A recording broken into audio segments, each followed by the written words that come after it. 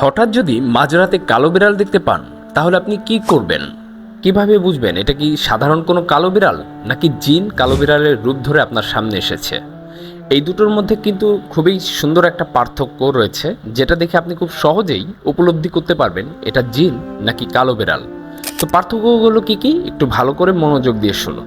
প্রথমত, কালো বিড়ালটা যদি একদম স্বাভাবিক থাকে এবং রাত যদি হয় মধ্যরাত, অর্থাৎ রাত 12টার পরের কথা বলছি, এবং জায়গাটা যদি নির্জন বা শুনশান হয়, সেক্ষেত্রে আপনার অবজার্ভ করতে হবে যে বিড়ালটার আচরণটা কি স্বাভাবিক রয়েছে নাকি কোনো অস্বাভাবিক আচরণ করছে।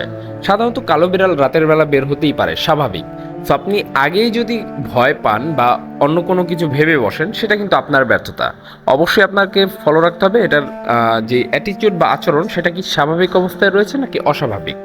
যদি দেখেন স্বাভাবিক, তাহলে ঘাবড়ানোর কিছু নেই, আর যদি মনে হয় অস্বাভাবিক, তাহলেও ঘাবড়ানোর কিছু নেই। আপনি জাস্ট আয়াতুল কুরসি পাঠ করুন, অথবা যে ছোট ছোট দোয়া সমূহ পাঠ পারেন সেগুলো পাঠ করেন, ইনশাল্লাহ কোনো সমস্যা হবে না।